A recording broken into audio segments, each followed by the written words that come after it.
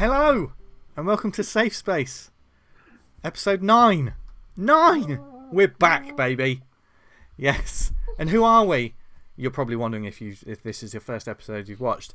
Well, this is a live tabletop role-playing show where we play the science fiction horror RPG Mothership from Tuesday Night Games. And we're in an excitable mood tonight. Because of the way, oh my god, my bloody board's about to fall off. But this whole thing's going crazy. We haven't even started rolling dice yet. But for those who don't know, my name is Vince Hunt, and I am your GM/Warden for the evening, or your storyteller, or whatever you want to call it. And I'm joined by 4 amazing role players who I'm probably going to. They're going to be telling me off about something by the end of the night, and they are. My name is Jim, and I will be playing ZAM BRAZEL. And I'm Lizzie, and I will be playing Wendy. Don't know why we're doing this. Yeah, I'm not doing this. No, nobody wants that. We'll lose viewers if I start singing. Well, I kind of want to see that now. I'm Gavin. I'll be playing Blaze Kelvin. And I'm PJ. I'm playing Dr. Bill Forrest, and I'm happy to be back after 2, 3, and/or 4 weeks. Yes. What is time? It means nothing in the void of space. God, it's going to be that kind of night already. But yes, for those who don't know what Mothership is, it is a science fiction horror game, and sort of trigger warning, spoiler warning. There may be some depictions of horror, body horror, gore, violence, psychological torment, nightmarish visions. If you watched any of the past episodes, you know that we're fully capable of going to those places. And just lots of weirdness. So if that's not for you, we totally understand. Pull the ripcord, go make a cup of tea, and enjoy the rest of your evening. Thank you for watching this far. Are they gone? Brilliant. No, if you there's one left. Hold on. Right, they're gone. Now, you're going to see some craziness tonight, because the way we left it on the last episode, well, my players couldn't even say their social media tags at the end of the episode because they were so upset, distraught, and stunned. That's how awesome it was. And we will be picking up straight away. Now, before we do the credits and stuff, I'm just going to do a retcon first. I've already told the players about this. If you watched the last episode, Mothership is a D100 system. And you have stats, and you roll a D100, and you have to get below what your stats are. And there were some things going on at the end of the last episode, and I rolled an attack, because I'm a horrible person, on one of the players, and I rolled a D100. I rolled like the number 100. Now, I took that as a fail. In Mothership, that is a critical success. So I should have got them. However, I didn't, and it was amazing, and I don't care. That's in the past, but for myself and the players, they know that from now on, that if they roll 100, it's nothing but good times. Unless I roll 100, then that's a different matter. But I just wanted to put that up the front, just in case someone's like, well, he messed that up. Here's a spoiler. I'm going to mess lots of things up. The amount of times I've forgotten to do things, and I message these guys after going, maybe I should have asked you to make this check. But it doesn't matter, because we're in the story. And like I say, go to Tuesday Night Games and mothershiprpg.com. This is the 0 edition. You can get it from the website. And soon there's loads of awesome stuff that other Mothership goodies that I'm going to talk about. Maybe in a show after this season ends. We'll see. Well, maybe we've got If we survive. If we've got it, we might have a little bit of extra content. Even if we don't. Yeah, even if we don't, we're still going to talk about what happened. And that could include whatever's going to happen tonight. So let's find out on the next episode of Safe Space.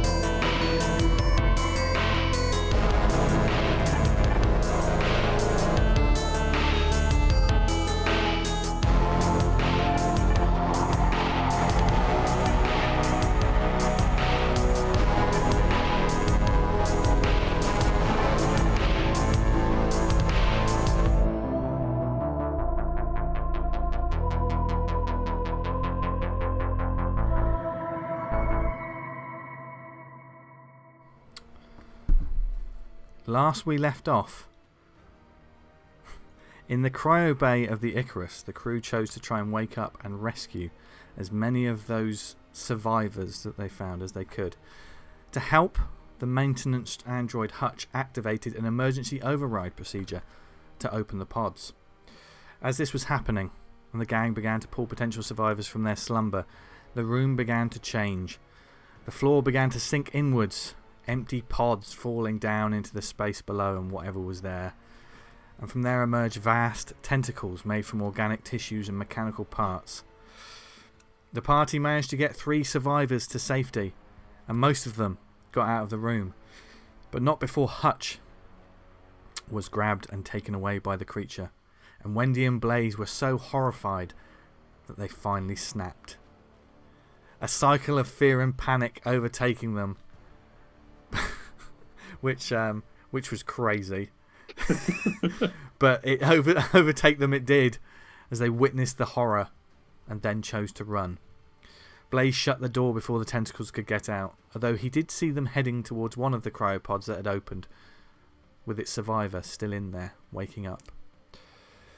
3 had been saved though. Sarah Madigan, Roy Zetterling, and Quill Albach, which is, I don't know why I've created these names for myself. Quilliam. Yeah, actually, do you know what? That's actually canon. That his full name's Quilliam. They're 3 very different figures who had the rudest of awakenings and were now in a living nightmare. A nightmare that the Doctor was eager to get them out of. And so everyone made their way to the vac suits and prepared to leave a ship that seemed to be changing with each passing moment. The docking bridge between the O'Brien and the Icarus was still attached, and despite the outer airlock for some reason not wanting to open, they pushed past and began booking it back to the safety of their own ship, taking the survivors with them. But the mutated cruise liner was not finished, and parts of the vessel reached out to grab them as they ran. Shockingly, it began to devour and absorb the docking bridge itself as well. The party told the captain to blow the struts of the bridge, and as it splintered into different parts and bolts flew into the void of space, they scrambled to get inside the airlock of the O'Brien. All of them made it, except for one. ZAM BRAZEL used the last of his strength to push an injured Blaze into the airlock. Moments before the bridge gave way, and he began falling into the void of space. And that's where we pick up episode 9. And that was also the point where PJ threw some expletives at me, and everyone was just really quite upset. Well deserved, I think. Absolutely. Absolutely. I think as a GM, when we do things like this, we deserve everything we get. No. But this scene, intense as it is, imagine it's the opening of the TV show, and our episode opens with several opening shots. Each one of them first-person viewpoints from within visors of spacesuits. Each one complete with its own soundtrack of heavy breathing against the void of space, the madness, without any soundtrack. At first you see a figure staring from within the airlock.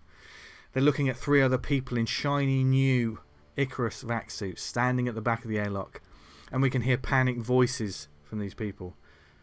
This figure turns, seeing a figure in a bulkier and older looking vac suit floating into the airlock. And we cut to that viewpoint from their point of view. And it's hard to make out at first. The movement is less controlled as this figure is floating chaotically into the airlock. They're breathing even heavier. Diagnostics, numbers, and a message reading warning. Oxygen levels critical, flashing onto the visor in front of them.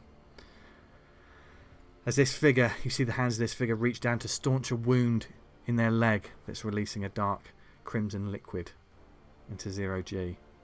And we cut once more to another figure who is half in the ship and half out, desperately holding on to a large sheet of metal, looking up at a horrific sight not too far away, and they're struggling, and they're just their arm is shaking as they're trying to keep a grip on this enormous piece of metal in front of them. Their boots actually sort of clamped onto the side of the ship itself, and that visor is looking at a figure that is slowly falling out of view, and we cut to that visor, the visor of ZAM BRAZEL, as he's looking at the face of Wendy, who is gritting her teeth, screaming and trying to get him back into the ship. And bring a biro. As he is, it's almost like sinking to the bottom of the ocean, as everything seems to be happening in slow motion. And now everyone needs to make a speed check. Oh, Jeez. Can I add my 0G? You can. Funnily enough, enough, you're in it. Yeah. Okay. Athletics? Yes, you can do that as well. Wendy. Oh, ho, ho. Ho, ho, ho, ho, ho, Okay. ho, ho, I just need to make a ho, ho, ho. couple of Zam's rolls turned into myself. Father Christmas. Ho, ho, ho. Try and save me, boy, or you won't have any presents.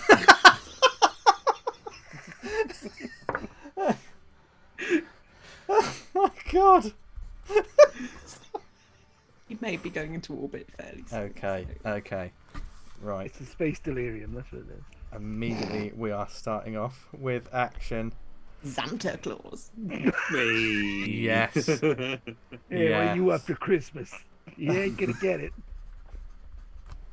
Just don't get him talking about his ex-wife. Okay. This is Claus. Zam, what did you get, and was it a success or a fail?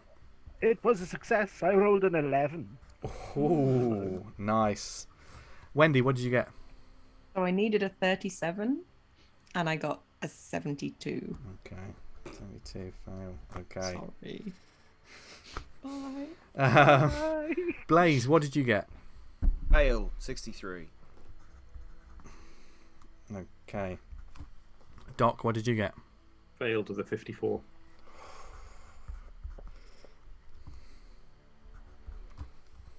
Okay. No stress, right? No stress for these speed checks. This is just it's our version of an initiative order to see what happens at any one point. And there was a lot of fails on that one, Yes. including a couple of other characters who may also be on the board currently. Damn it, Quilligan. Zam, but Zam goes Yes. first. Zam Brazel. Okay. Right, so I'm still connected to the bridge, aren't I?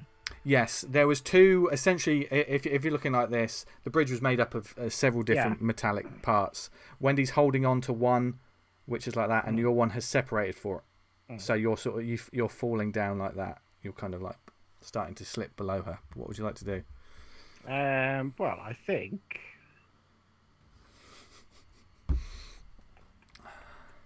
So I'm gonna like disconnect the mag boots and then try and launch myself off the platform. Okay, so you just go try and just Try and jump towards Wendy. yeah. Okay, so Wendy's on like. I mean, if we're looking at this, we're looking like that. If she's holding onto it there, you'll be grabbing that bit. Yeah. Yeah. Yep.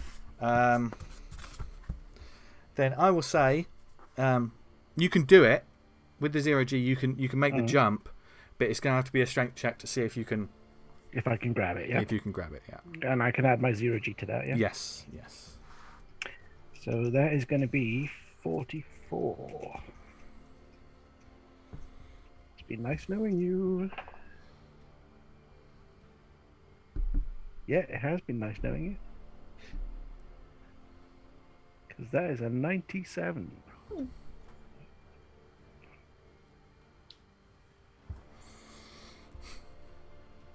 As you push off, Zam,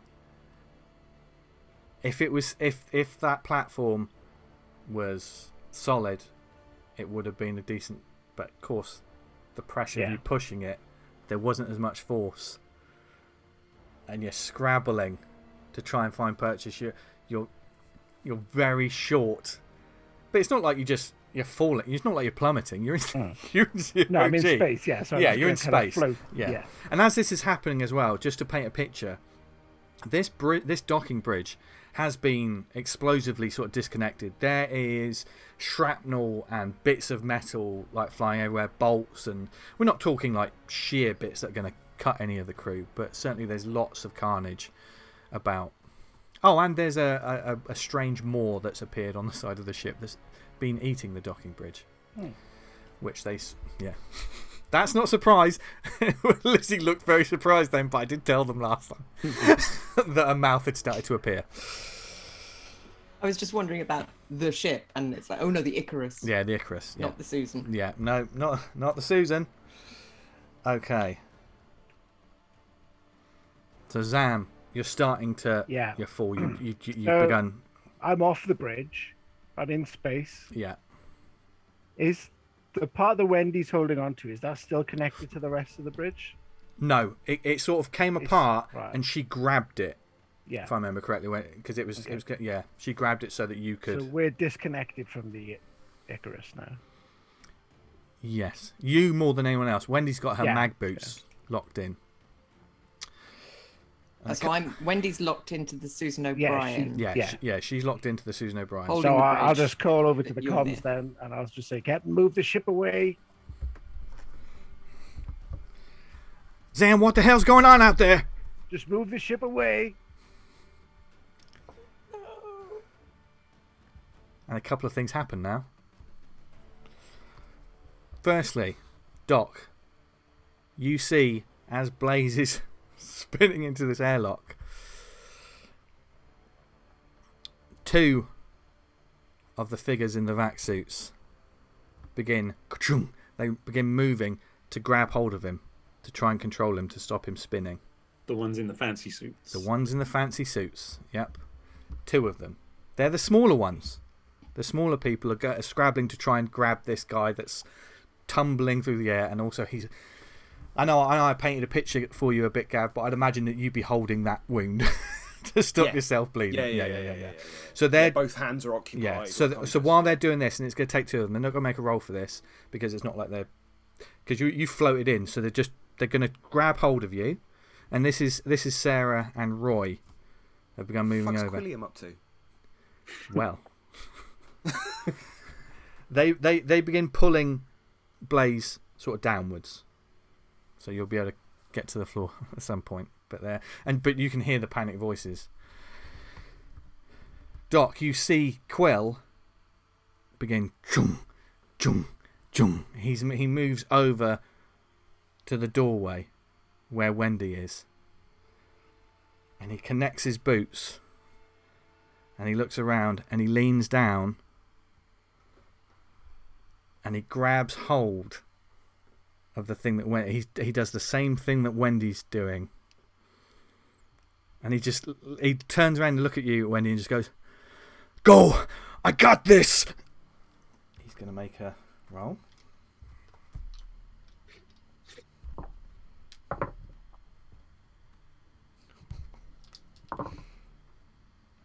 That is unbelievable. Doesn't got this. He's got disadvantage because he hasn't had a stim pack from his cryosleep. Please. I rolled a 3 and I rolled a 9. What? What the fuck? Will is buff. He's got this. He's got Can we this. hire him? Well, Can we play Quill? Wendy wings. If one of us that dies. and this, and you feel it like he grabs it because he grabbed it with two hands. You immediately feel it stabilize a bit, Wendy, because you were losing. One of your arms is dislocated, and the other one was holding on as much as. But then all of a sudden, this thing, someone strong has grabbed hold of it. It is now the ship's turn. Which ship? Icarus, I would imagine. Yeah. Oh, the bad ship. Two things. It gets. Wow. Will it get 2 actions? It should get 2 actions because everyone else gets 2 actions. I normally do 2 attacks. The warden is just thinking about this. The first thing you see anyone that's looking out, there is all of this junk and scrap and just bits of like shattered metal and stuff. And you can see more like appendages and weird like techno-organic tentacles and weird like almost like bone like spears and stuff. They're just going and they seem to be grabbing bits of this scrap and pulling it back into the Icarus. It is literally sort of like they're just grabbing everything scrap and it's pulling it back into the ship. But it's going to get one attack at Zam as he's floating through space.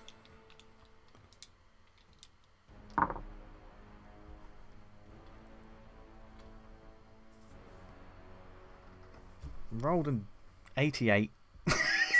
So it's a critical fail. The Icarus explodes. Oh dear.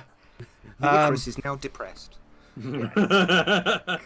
I will say this, with a critical fail, it's inadvertently going to help you. Give me a nudge. It goes like one of like the large sort of like spiked struts is heading towards you, and a bit of that debris hits it and knocks it off course. But because it hits the debris nudges you, and you're a bit closer. It nudges you back up. It does, I would say, make a body save. Zam? Body save, body save.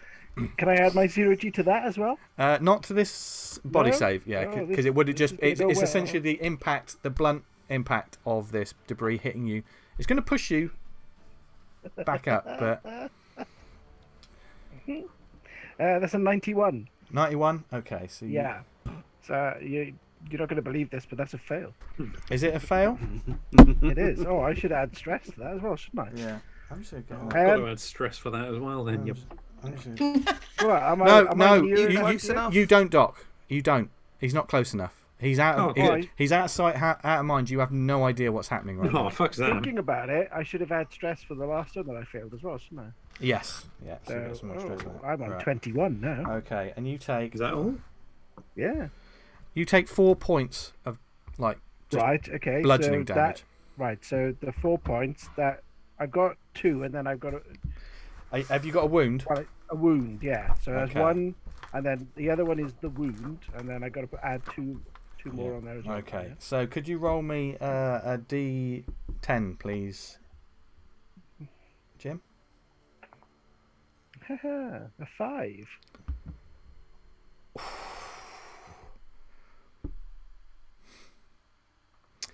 Now that is a 5 is a major injury. Okay. Compound fracture. But the two options that it's giving me is the armor or your hand is broken. Now in this context, I think your armor, which currently has 3, that's done. You need to get back on the ship now because it's almost because it hit your back. Yeah. It's crushed a lot of those sort of systems which would keep the vac suit safe. Okay. So you're closer. You're within. But so am I on 1 for armor points again now? Is that? You're on no. You're yeah. It'll be 1 because yeah. But essentially, your armor could be your vac suit could start shutting down soon. However, that heavy impact pushed you a bit closer. Yeah. And so, it is now the Doc's turn. Now, there's a couple of. Sarah and Roy are bringing Blaze down. Blaze, remember, has been injured. And his suit has been penetrated. Wendy is still out with Quill at the moment. She's still in that sort of predicament. And you don't know where Zam is. But you did hear him tell to the captain, get the ship out of here. I can't really help Blaze until the airlock's closed and we're in the ship. Well, if you had Blaze doesn't know this. if you had a patch kit. Do I have a patch? Or some gaffer tape. If you had I do any, have a patch kit. if you have a Oh, patch a kit, rope. Anybody got 50 foot of rope? it would be your turn to go over there and basically wrap that thing up so he's not gonna. Okay, I will patch kit Blaze. Okay.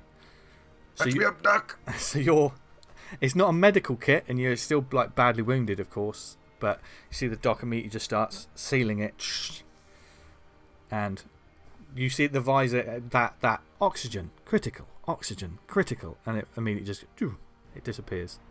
It's still like an amber light because your suit's buggered, but there's no worrying messages showing up right in front of your face.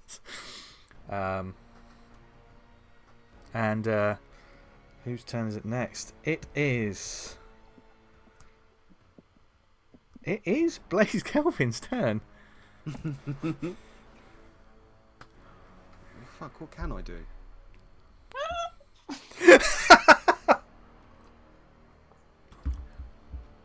The integrity of your suit, the armor, it doesn't have 3 armor points. You've got 1 armor point because the suit's. Oh, I'm 1 now. Yeah, it's 1 armor point. 0 because it punctured it. Yeah, no, it's 1 armor point because it's still there. But clothes, for instance, in this game, clothes are 1 armor point because there's a good chance I'm going to roll at least 1. I can't roll below a 1 on a d10, so it's going to hurt you anyway. But yes, so as soon as the integrity of the suit goes into effect, have we got time for this, Duck? And I usher Doc away, and then rush to You're welcome. We've got a good time. And I'll clomp to like a Muppet. Seriously, we need to do a Muppet episode. Yeah. We all need to make 2 puppets. Pretty much. Yeah, I'll go to. When you get to the doorway, you'll be able to move to the doorway, and you can see Quill and Wendy holding this. Can I see Zam? Well, you probably can because he's been pushed up a little bit. Zam, you fool! Move the ship away. That's my go.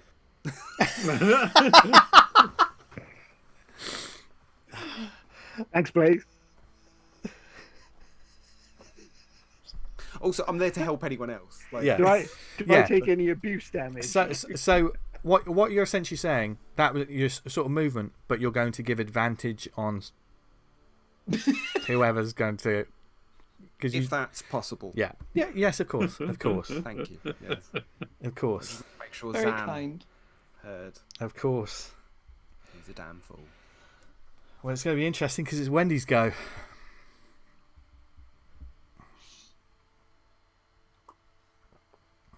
Okay. Zam has once again appeared back into your view. Just sort of like, like probably. Oh, he's got a trampoline down there. And everyone recoils in fear. And you can see like the back of his vac suit looks like something smashed into it hard. You can tell that he's not. Yeah. Okay. So Quill has got hold of this thing now. Mm-hmm. What's the distance? It's Between I would say Wendy and each Zam. of these panels is probably about 10 feet, possibly. And so how far away is Zam? If that's 10 feet, he's probably about 12 feet, 13 feet. Okay. He's almost there. He is almost at the thing, but he could be. He was falling down. Now he's been hit back up. Yeah. So no Marine gets left behind, and he's not even a fucking Marine. Can I release my boots from the Susan O'Brien and kind of get out onto the panel and try and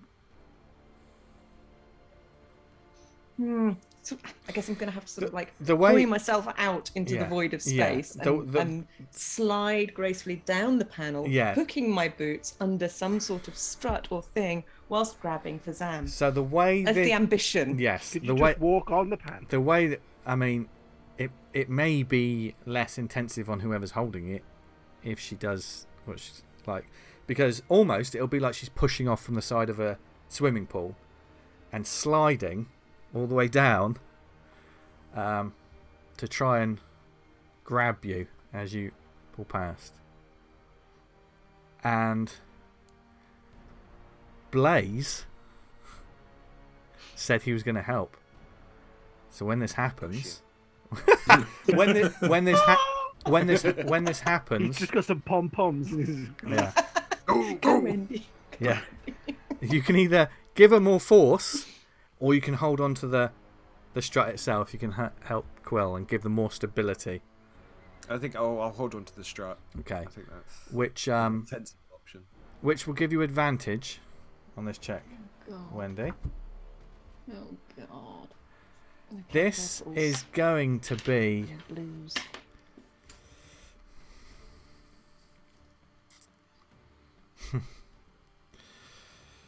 Really hard. it's gonna be hard to do this. I would say it's a speed check Mhm. because you're gonna have to slide down. You're doing several things quick because you're activating the mag boots and grabbing him. What in your arsenal would you like to add to your speed check? I would like to add my athletics. I will allow that.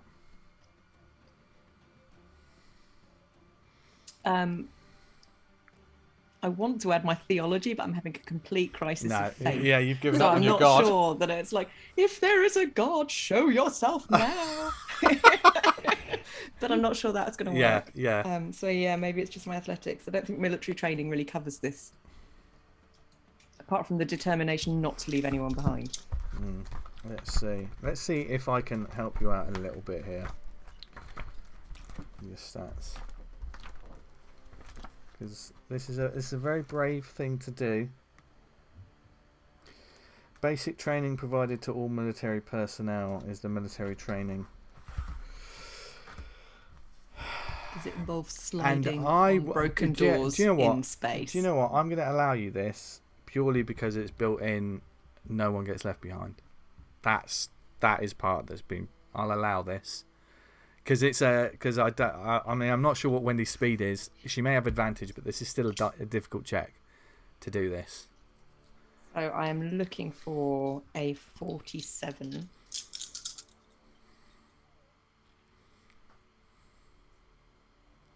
That's a 64. So that's not good. But that's a 26. Which would have got there even without any of the bonuses. That would have got me there. Okay. Well, Now I'm here. I don't know what I'm going to do. But there are choices and there are consequences. You made that choice. It was a very brave choice. You made that roll. It was a brilliant roll. You connect the mag. Wendy like literally slides down, connects the mag boots, and she grabs hold with her one good arm. Never forget, people at home, this woman only has one arm, and she's doing this. And of course, Zam's trajectory is moving upwards, so you grab hold of him and you hold on to him tight. Make a body save. Save. Jeez. Which one works? The blue one. Ow. Oh, a 19. That's a success. Oh. You don't take any stress, but, and I've halved this damage. You take 2 muscle damage purely because, right. yeah. So you're further messing up your arm. But Zam, she's got you. And now, this is where it's going to get crazy. Because it's the captain's turn.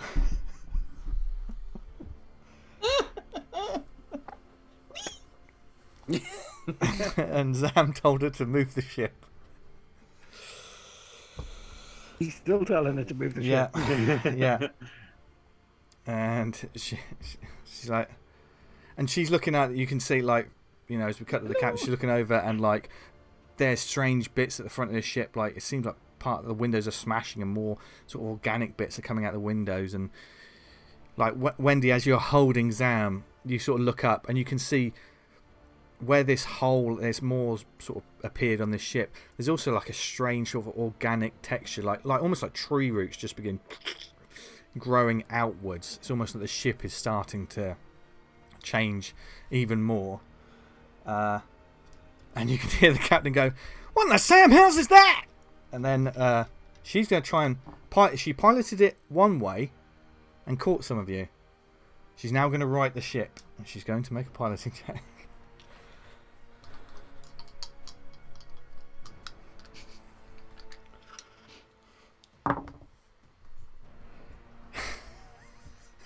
She got 24.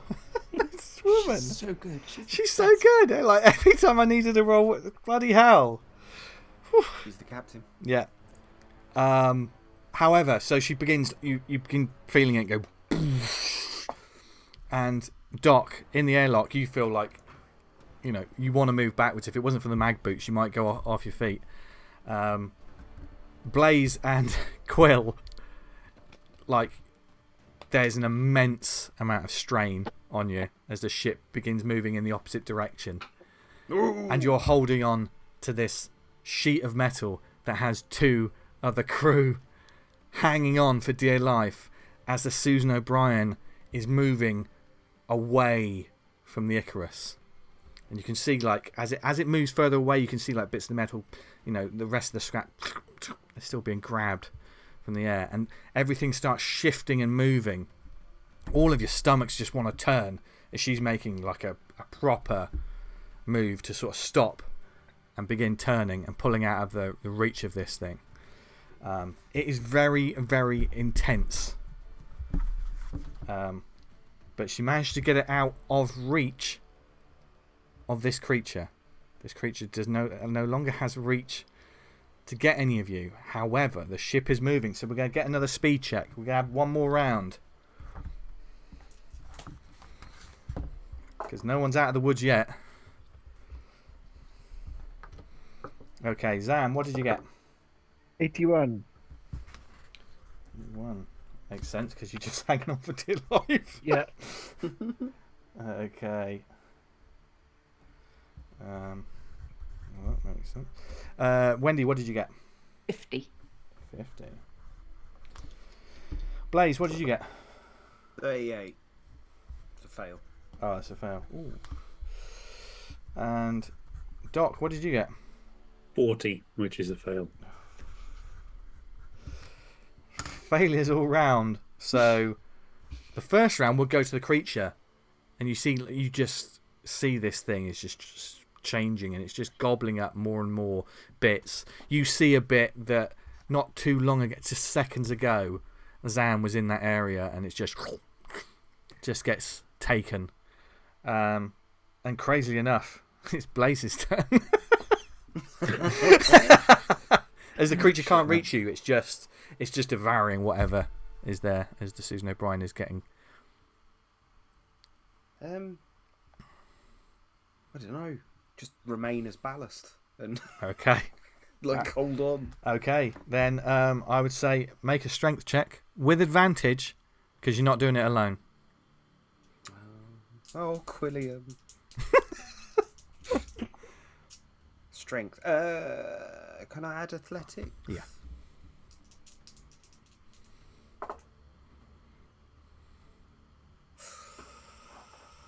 That was 38. I need 36.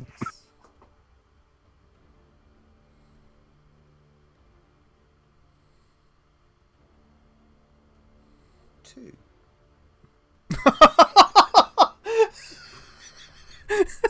And you think I'm bad at leaving the players the cliffhangers? My players do it to me. Yes. He learned it from you. Yes. Yeah, you just lock yourself in place.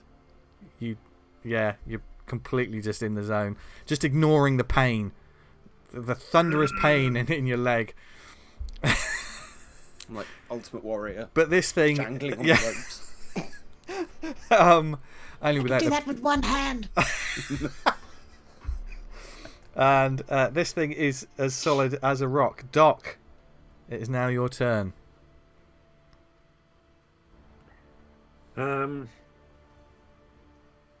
The two other people that are in there, Roy and Sarah, are pretty panicked by the whole thing. Yeah, I was going to say there's not much I can do to help the others rescue Zam. Yeah. So I am going to go over and try and make sure, because they could still tumble out of the airlock.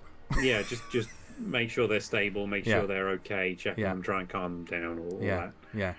Good doctor shit. Yeah, certainly Sarah's like, she's like breathing heavily, and like Roy's like, oh God. It's okay. We're going to get this airlock closed momentarily.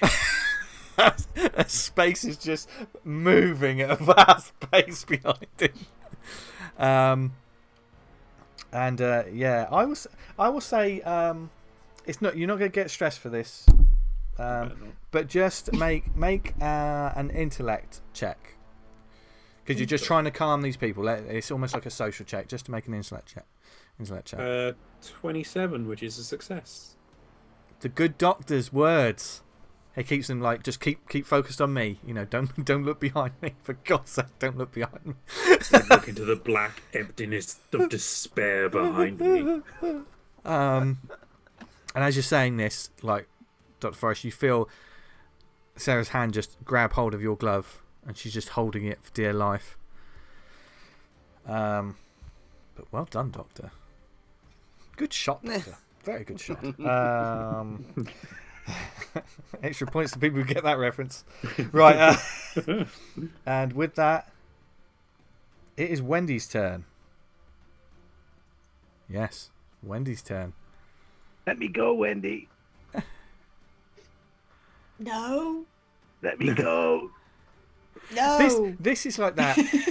You know, True Lies, when he's holding on to Jamie Lee Curtis. Let me go, Wendy. Let me go.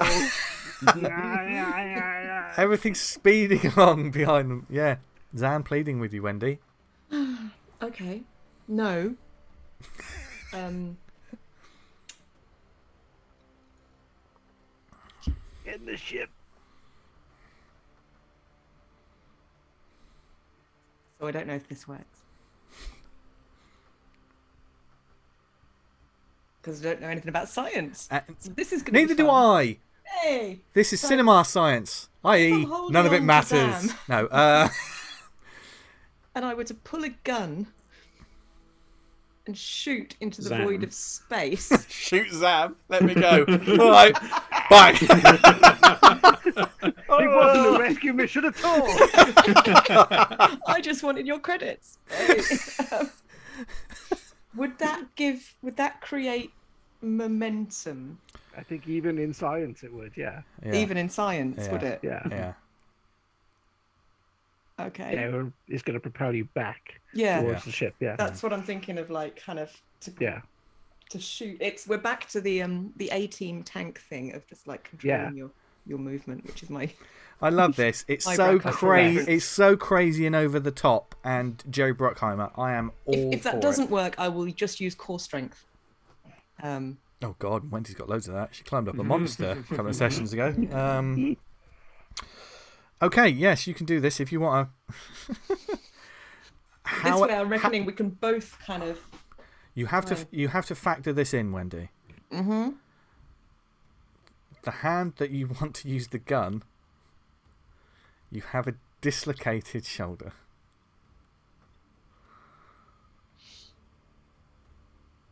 Yep. I mean, I'm not trying to aim. Yeah. Well, I am, I guess, trying to propel in the right direction. So you're gonna pull him up, and at the same time, fire the gun. So it just. Yeah. So you both. And let go with my boots and just hope that we go in the right direction. As a spaceship is moving, this is. Are you suggesting this is a bad idea? No. In tabletop role playing, no idea is a bad idea. Well, not for the GM because they can just watch it all happen. You're more than welcome to try. Let Zam go and surf my way back. No, in if you want to but... bring him back. I will allow this to happen. It's going to take a... It's got to be a strength roll, I think. Yeah. It'll be a strength roll because you're trying to pull... Zam's a weight. I know he's not the tallest man. There is no weight in space. What, even with Zam? Even with Zam. He does not break the laws. I don't know. He's been carrying a lot for the past episode. Emotional weight. His emotional baggage. Emotional weight. Emotional baggage. His emotional extra G. baggage is his emotional baggage could give you disadvantage. I've got a toolbox full of trinkets as well. So. No, hold on, right. Let's get this in right. The toolbox may be lost. Yes. Yes. Okay, just bear that in mind. I was thinking about this, all the things that the characters have said they've been carrying, and now they're trying to do all of this. Okay, make that strength check, Wendy. And I add my military training and or my athletics. Athletics. Okay. This isn't a military trained move. What you're attempting to do. Firing a gun.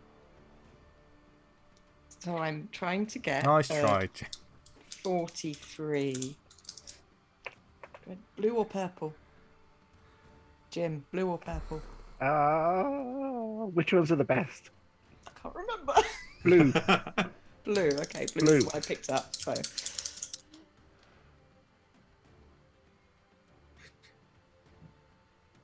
$16! These puppies are going in a frame. Okay. the baddest of badasses. Okay.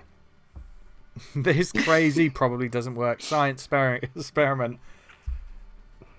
Zam, you feel yourself get pulled back, and you are basically just... Wendy's just holding on to you. And as soon as you hit there, you feel her disconnect. And you don't hear it, but then the gun goes off. With your dislocated shoulder, right, I'm going to say this won't incur stress. And I do this a little. The players have got a lot of stress. This should hurt. This should hurt. But make a body save. Make a body save. If you fail, you'll get a D5's worth of pain, and that gun, you'll lose grip of the gun, and the gun will disappear into space. Okay, I have 2. I failed. That's a 56. Okay. And 3 more points. It's okay, I have 2. 3 more points of ligament damage. Ow, ow, ow. And the gun, you do the important move you had to do, but then the hand just lets go because the pain is just so agonising. As crazy as this sounds, and this does sound fucking insane. You're moving back towards the doors. Blaze, you see him begin like it's just moving back towards you. And you fool. Oh God, and it's the NPC's turn. 2 of them. Go on, Quilliam. 2 of them are being calmed by the dock. He's just like, ah.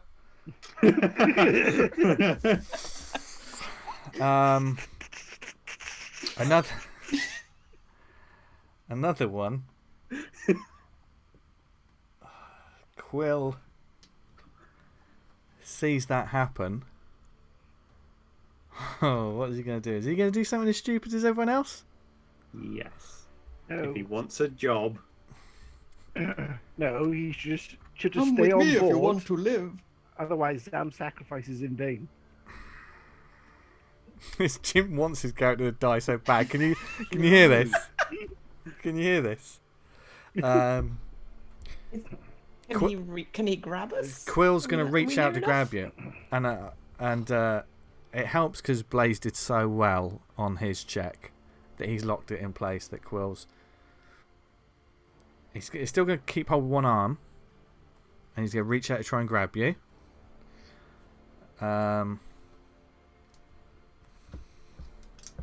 Very magical, isn't it? Because Abracadabras reach out and grab you. The doc's doing a bad Patch Adams impression doing magic to try and entertain his patients. Oh my god.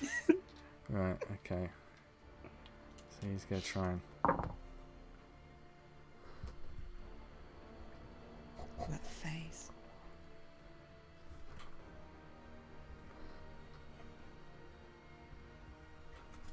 Yeah, he succeeded. Just. Jesus. He doesn't very... Because the way these NPCs I've created here, there's a thing in the player's handbook, which is contractors, whereas if you pick people up, they're very low stat people. They don't have health, they have wounds. So if they get hit once, they could die immediately, that kind of thing. As such, their stats aren't very high. And he had to get 25 and he got 24. Well done, Quilliam. So he manages to grab you. Quill merch. My new hero. And he grabs hold of you, Wendy. He managed to grab hold of you and begin. I really hope it's not by the really I hideous arm. I would imagine maybe by a foot. I would imagine one arm is fairly dead at your side. The other arm is wrapped around a complaining ZAM BRAZEL. He wanted to die. He wanted to die a hero. All he said is, "Let me go." Anything to get out of paying alimony. Damn right. I've just seen how much money I've got. Okay, so now you're in. That was the NPC's turn, and I think oh no, it is ZAM BRAZEL's turn. It's Zam, but what's Zam going to do? Off. What is ZAM going to do? No, he's not going to jeopardize it. Is there anything that I can do? There is. Well, I mean, Wendy has hold of you. You are not incapacitated. It's not like your bones are broken or anything like that. You are within walking. My suit is damaged. Your suit is damaged. You're within walking distance. Losing like oxygen. Yeah, you're not quite losing oxygen yet. It hasn't. Okay. It hasn't. But the suit won't give you any external protection to. So I'll just move as best I can, just to make sure that me and Wendy get. So are you moving? Are you taking Wendy with you at the same time? So because remember, Quill's got hold of her, so you can all just. Yeah, so we're just gonna like push forward. Yeah. You can do that. I won't get you to make a check. I'll do that. I won't get you to make a check for that unless you want to make a check for that. No, not at all. With your 0G as well. Yumi, he sort of he connects his mag boots just to give him a bit of, and everyone is at the end of this round. I said this one more round. It works out brilliant. As they tumble into the airlock, and Blaze, you pull back as well, and let go of that bit of the shrapnel that you were holding on to for dear life, the last bit of the bridge as it begins, and the ship's still moving, and you hear over the intercoms, "How's it going out there? Is everyone on? What the hell happened?" Let's go. Just move us away from the ship, please, Captain. Doc, is everyone in the airlock? Everyone's in. Everyone's in. Right. Shut the doors, Doc. Shut the doors.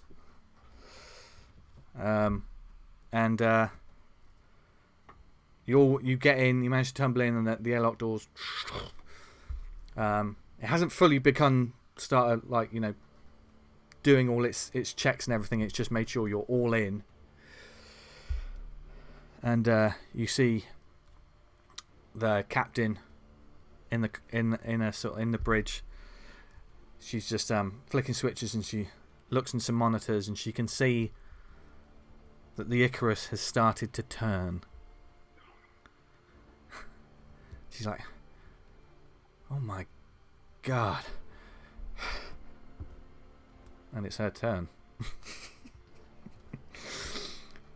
She begins tapping things in. She goes, "Darcy, I need you to reroute all power to the thrusters immediately. Certainly, Captain. Okay, I need a boost for a good 30 seconds.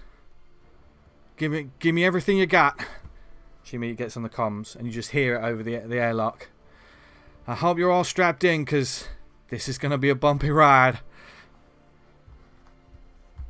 And let's see how well she does this.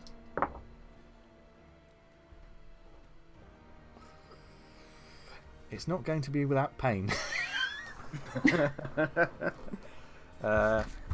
She just missed her piloting check, so but she's still gonna be able to do what she wanted.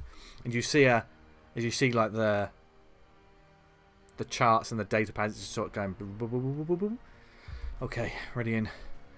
And you hear this over the monitor as well. Strap in, ready to go in 3, 2, 1. Mark. And she hits it, and all of a sudden, what you feel in there, if your mag boots aren't on, you're moving. Mine is still on though, aren't they? You're still on. And I've still got hold of Wendy as well, yeah? As the captain just basically punches it as fast as she can, just to get a good distance away from whatever this thing was. I mean, the Icarus was starting to turn. It wasn't chasing after you, but she's just booking it. Everyone, make me a body save. Zam, with advantage. Oh. You're the only one that said you had your mag boots on. I have mine on. Or was it body save? And Doc, yeah, because you were in. I don't need to. So I don't need the advantage though. That's fine. That's a 24. I'm going to roll again just to see whether I can get critical. And that's a 35. So we'll go with the 24. Okay. If anyone, athletics. If anyone, yeah, because you'll just have to roll with the punches, because you're gonna hit a wall, I think, at some point. Quite hard, according to these dice. What did you get, Blaze? 72. 72. Wendy, what did you get? I'll see your 72, and I'll raise you to an 89. Oh, isn't Wendy being held by Zam then? You've let go. Well, I mean, I've still got hold of. I think I've got hold of you. I think I've got hold of you. They're hugging. Yeah. Okay. Wendy, you can make another roll. I'll give you advantage, because he's holding you. No. She slips, but 41. She slips out your grasp, then as just a force, and it does sort of take everyone back, and anyone that was near a wall is just sort of like hits it.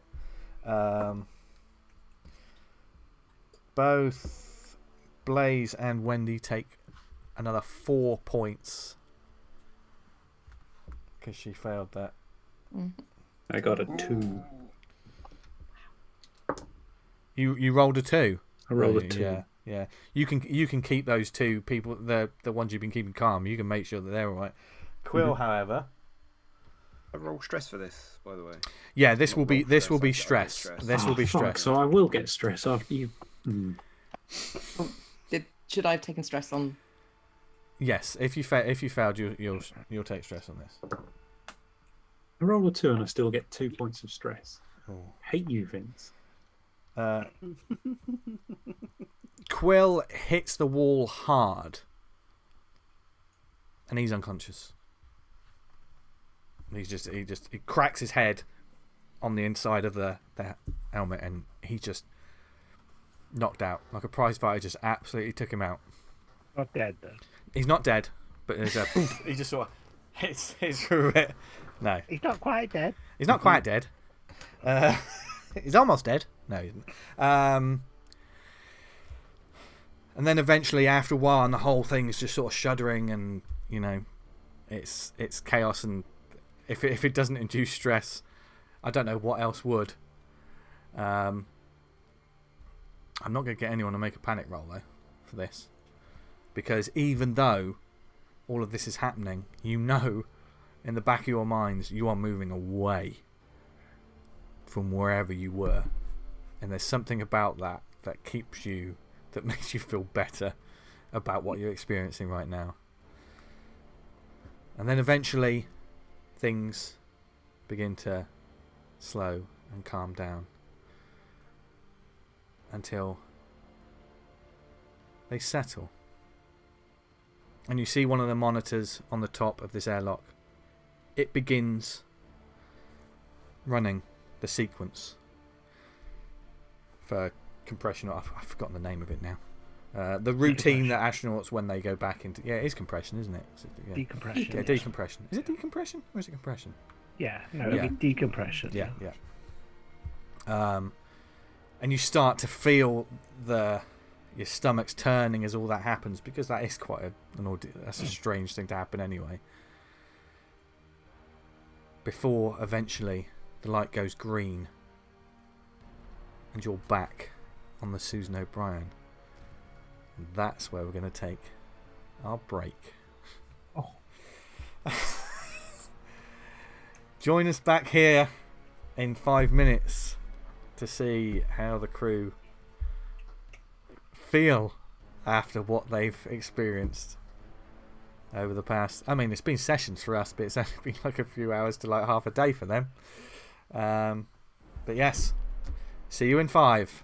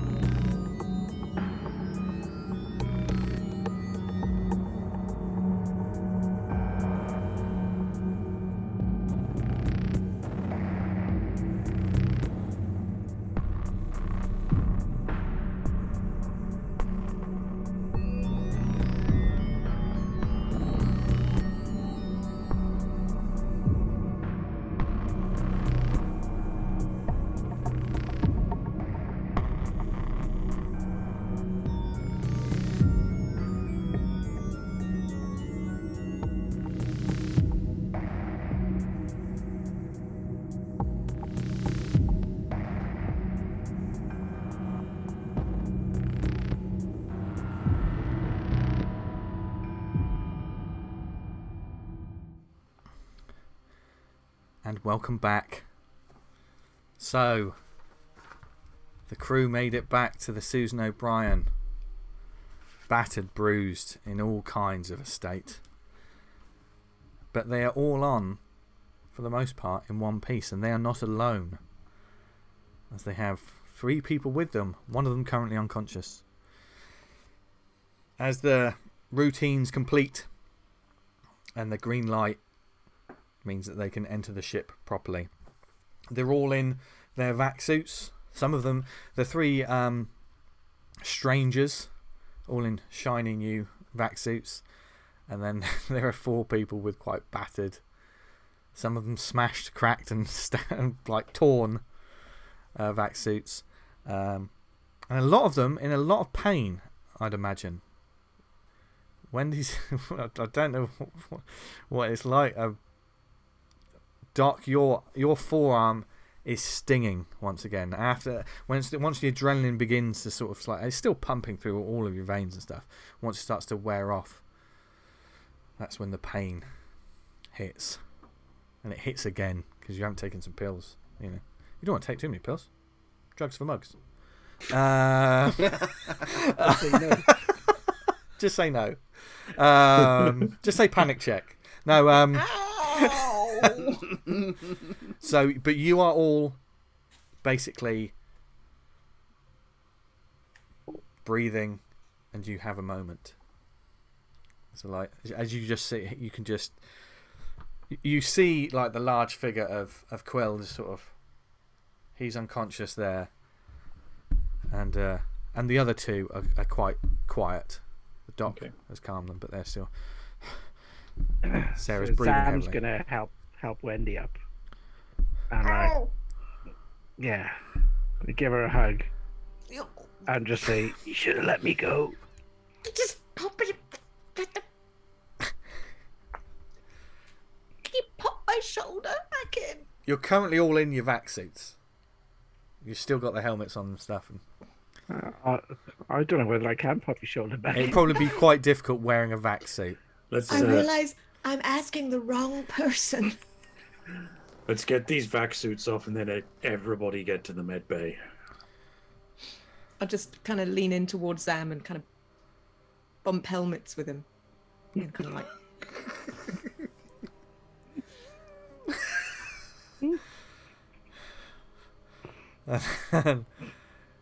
and then cry. I'll just. I'll help Wendy to the med bay. Yeah. Are you heading straight to the med bay first? From the. I think if we head there, but as we head there, I was sort of. Darcy, we need to speak to the captain. Are we going to go through decontamination as well? Or? Yeah. Okay, so you immediately head just off to the side, and all the steam jets and everything just washing the suit off, and you can. At that point, that's when you can take the suits off, and everything stings. You know, because you're trying to. If I remember correctly, last time you did this, you took your suits off, and then you were washing because you were worried about the contaminants, weren't you? So it's a horrible procedure doing something like this. Do you know what I mean? It's like having a hot steam shower and with a wire brush. It is nasty, but necessary. However, there are a couple of people that aren't used to this. Oh. Yes, mate? I was just going to say, I stim myself in the leg. Stim yourself, silly. How many stims have you had? That will Two be... That's 2 within, I don't know, like an hour. Because I stimmed as we left that the room with the tentacles, and now I'm stimming again.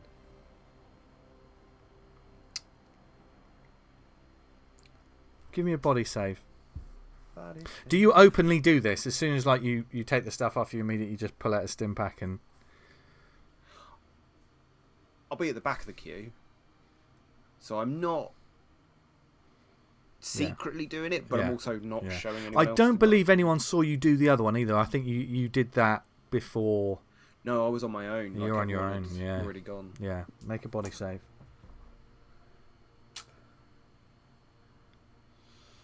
11. 11. 11. That's Isn't that 11? No, that's a success. It's a critical success. because it's two numbers the same? Yeah. Yeah. The thing? Yeah. Yeah. You feel great. Because of a critical success. Starts to sing. Because of a critical success. Strength and combat, isn't it? So whenever you take a stim pack, you do not get addicted. That is a very important thing here. Wait, for the rest of you are time. not. No. For now. Oh. If you take another one in the next half a day to a day, you're gonna have to make another body save. Yeah. And that's a character choice if you want to do that, But you are not mechanically addicted to this, so I don't have to tell you what that means. I am going to tell you though that if you roll me 2d10s, if I can find two, I know I've got two. Where the bloody? There we go. Right. 3. then for 30 minutes you have advantage to strength and combat rolls. Because you rolled a critical, this is a total homebrew roll I'm doing now. Roll 2d10, please. 9. That's how much 6 health. and 3. That's how much health you get back. Ooh. Normally it's 1d10, but with a critical success, he took one not too long ago as well, so it's just sort of his adrenaline's pumping. Holy shit! Yeah, You get full health. And you are buzzing. You can hear sound. No, you can hear colour and see sound. No, Come on, let's get decontaminated. Woo!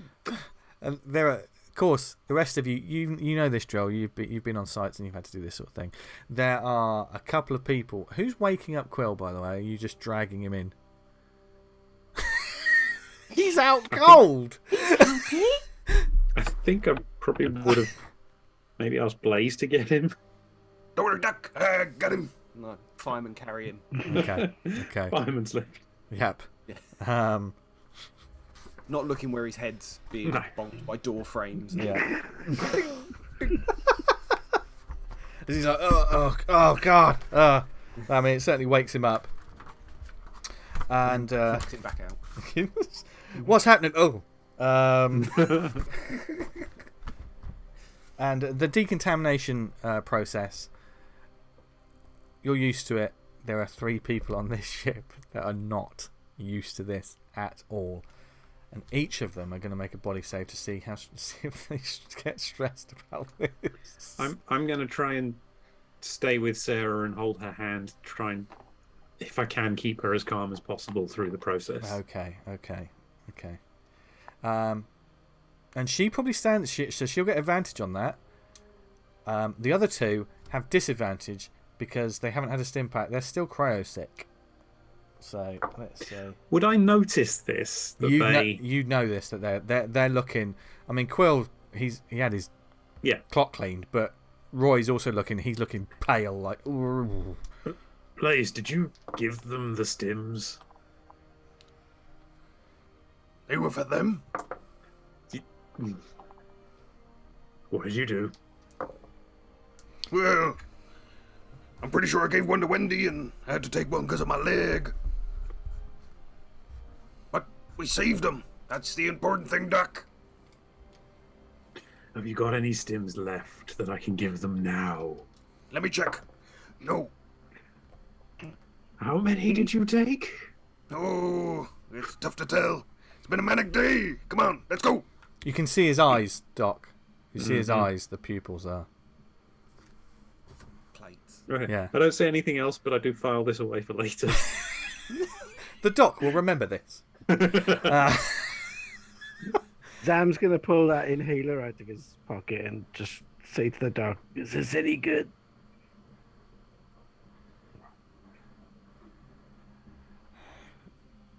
Yes, probably. You give it to one of the one who's awake, I guess. Quill and Roy, they failed their check, so they have a bad time of it, and they get stressed by this. Because the players have like NPCs are now on the board now, so now these NPCs have little stat blocks. They have little stress levels. Do I gain stress when they fail checks as well? I will not allow that. You're fine because you were concentrating on Sarah. I mean, I'm not, but and because of that, Sarah succeeded on her check. Perhaps if she had failed, you would have gathered the stress, but you were focused entirely on her. I got enough stress. And she's still crying. You know, she's still completely shook up and. Oh yeah, she saw her husband cutting off. She's fucked. Yeah. Who's getting that inhaler? I'll just give it to the dog, and then you can choose. Yeah. Oh, Quill's still unconscious, isn't he? He's kind of he's with it. He's groggy. And he's just kind of like you're going through the decontamination period, and you know the showers, and he's like. Ugh. I give it to Roy. Okay. What does this do? Just it'll calm you down. Really? What do I do? Do I just?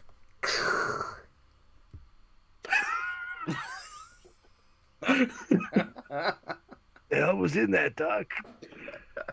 That was chill. It's very warm.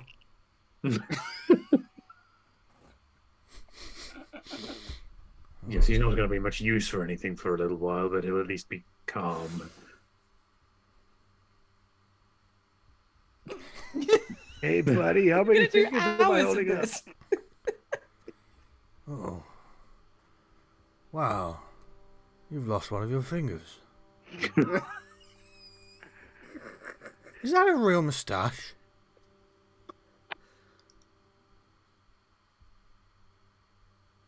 And that's it. you Doc, looking at you realise this is someone that maybe hasn't used this particular type of recreational drug before. Needs must. Yeah, and he's out of it. We're giving him some stims, but yeah.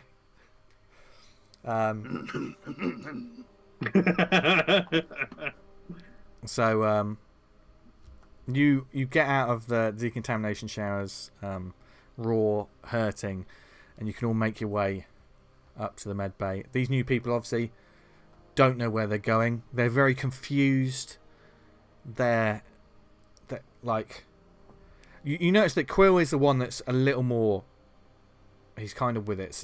Like Sarah's she's just sticking to you like glue, Doc. She doesn't know right now. And as for Roy, you're just gonna have to lead him with. For the next 15 minutes. he's away with the fairies. Oh, this is a lovely ship. Come on, Cheech, this way. Oh dear! And you hear over the intercom. Is everyone on? we're all aboard, Captain. If you have a moment, maybe you could join us in the med bay. Okay, I'll be there as soon as possible. And you can all make it, and it isn't long before you head back to the sterile environment of the med bay. Admiral Mittens greets you, Doc. Immediately a calming presence. Not as calming as that inhaler, but give her a little scritch on the head with my good hand. Yeah. Yeah. Can Wendy go looking in and around the Doc's desk, knowing there's booze?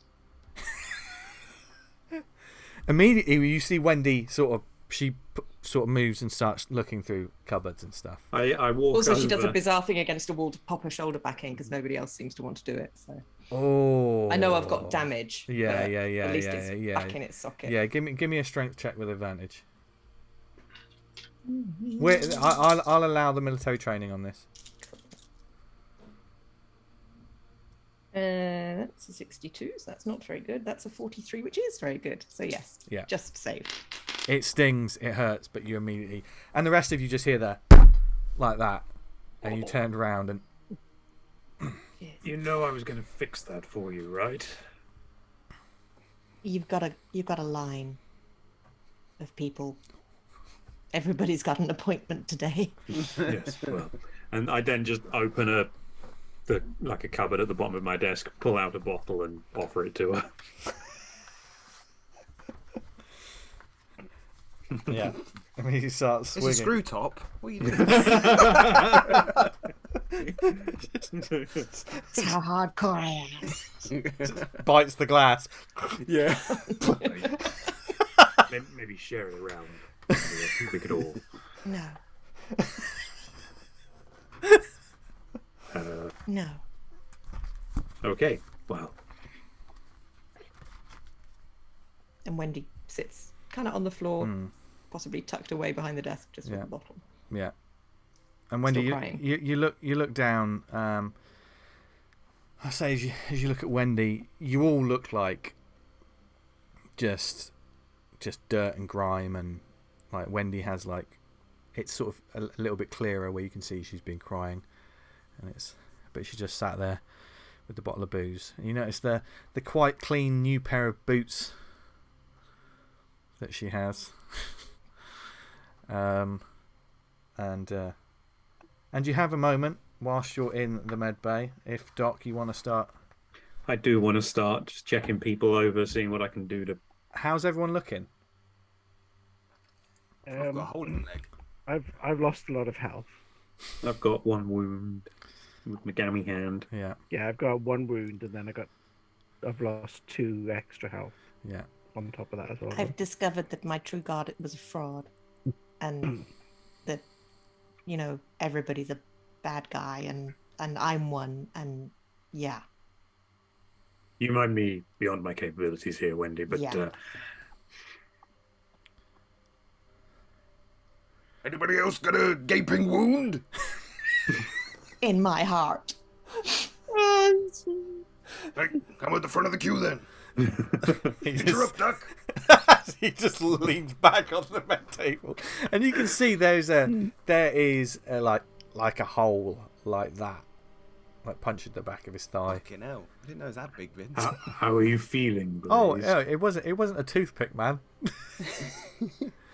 I'm surprisingly good, considering Then I'm going to take care of the others first. And I go to the 3 passengers we've brought on board, and I check them over. Okay. Obviously, one of them is in a drug-induced sort of chill state for a bit. He seems to be fine.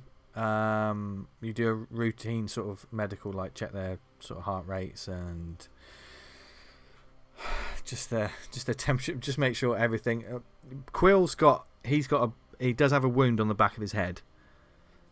Like the back of his. He's got like short and Quill Allback is a tall black man. He's built like an American football player. He's got like immaculate facial hair. He's NFL standard. Do you know what I mean? He's that kind of thing. But the back of his hair is sort of matted because where he cracked his head.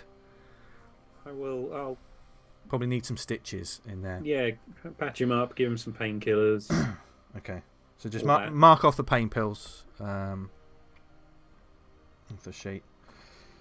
I fake coughed loudly. I assume I have more supplies in the med bay than I had on me. Yes, if you look, there is a sort of supply. There is a list on the map that I gave these guys, which is slightly updated. But you've got plenty of pain pills and things like that. And you've got cool. Essentially, a lot of the stuff that you were picking up was sort of extras because I think you picked up a few things, didn't you? Yeah.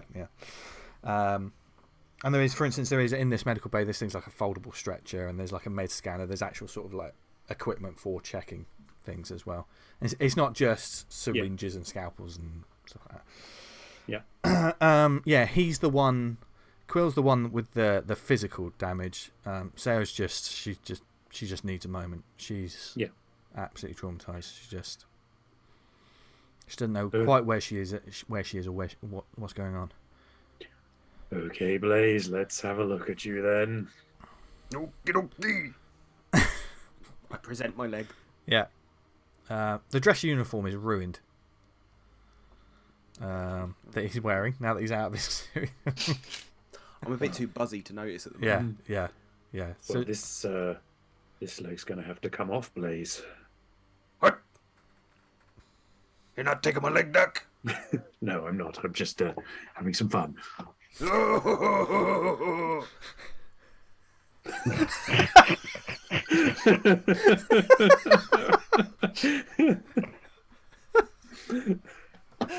Oh God. So it I'm needs also significant. chewing some of those rocket pellet sweets. Oh yeah, the ones you picked up. You notice now he's got candy on him. He's got candy from somewhere. And you're going to need to significantly bandage it up and suture it, and I will attempt to do that. and advise him not to do any heavy duty work for a bit. Try not to put too much weight on it. Maybe lay off the stims. have you got any left, Duck? No. Easily done. I hobble off. I'll check on Zam. Yeah. How is Zam doing? Yeah, so I've lost quite a lot of health. So Zam has, you notice now, as well as, he was the one that went full Ash from Evil Dead, covered in gore when he was cutting into a monster. But now that it's been sort of washed off, you can see he's got a nasty gash, on the top, about that. It hasn't caught his eye, it's not near the eye, but where the creature smashed you in the face, if you remember Zam. It was, full of, just wires and metal, and it just deeply, it's going to need stitches as well. Probably going to be a scar there, Zam. it's alright. Chicks dig scars. Yes, well, that'll be nice for the future ex-Mrs. Brazel, I'm sure. You're a funny guy, Doc. You're a funny guy. Some bedside manner, honestly. The thing is, you don't know what doctor he is. I do. Yeah. He's a good doctor. Zam up as well. Yeah. So you patch them up. You meet. And then I do my hand. Am I rolling for reducing this health? Not quite yet, because you're just going to. It's going to take rest with your one. Yeah. This isn't one of those. I mean, the pills and the stim packs, they sort of add a sort of stimulant to it, but most of the time it's just you just have to rest and recover. The doc is there, so he will help the healing process, thankfully. But you are patched up, and so I'll say to the dog, "What about Wendy?" I'm She fine.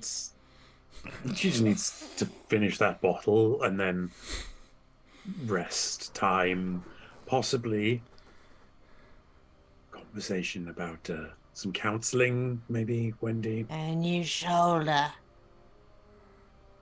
I got mashed in a cryopod. My shoulder. Ow. I dislocated twice and I put it back in. And then I had to do a spaceship and then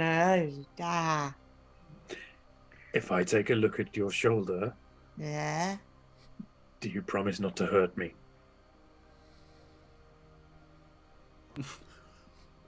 Ever? Just for the next day or so. What kind of day? Like 24 hours? Yes, 24 hours from this moment, you won't cause me any physical injury. Okay. And I take a look at her shoulder. it's busted up. Both of the arms, you notice, the dislocated shoulder is bad, and the other shoulder as well has significant damage as well. It's just gonna take rest with this, as well as probably a sort of a routine of pain pills to help deal with it, because these are the muscle damage and everything. This is the one that's going to linger a bit more because of the way she pushed herself. I give her the pill, say, I don't recommend taking these while you're drinking that, however. I'm not stupid. You're just drunk.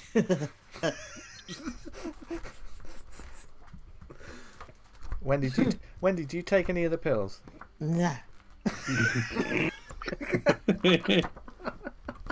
Okay, good. Very well done, Wendy. I'm scared of her as well. Take the bottle. Okay, thank you, Doc. And I take the bottle and you begin to leave until the door opens, and you're face to face with Captain Austin. Yeah. He's like, I go back in. Oh, I sit by down. God damn. What the? And then she sees the new people. What the hell happened out there? Do you remember the passenger manifest you sent me, Captain? Yeah. This is all that's left. What the and over the and I presume that you tell the captain of what happened at that point, of which at some point she sits down and she asks Wendy for a drink from the bottle. Just one swig. Come on, darling. Come on. Yeah. Oh, actually, Dark, have you got any more? I've got more, yes. Is it the same cupboard? Yeah, you know where it is. Yeah. She just pours herself a glass and has a sit down. Go on. And you continue to tell her about everything, and she almost gets a little paler herself. But you know that she believes you because she also witnessed this ship, things happening with this ship that should not have been happening. And when all's sort of said and done, and she greets the people that have come on board. Dark, if you could just keep them here in the med bay for a little bit, and we'll figure out some way. We're going to have to shift some things around just to make sure that they've got somewhere to sleep. Captain, is the Icarus still nearby? As far as I saw, we were leaving it in our wake. That thing. Do we have any way of destroying it?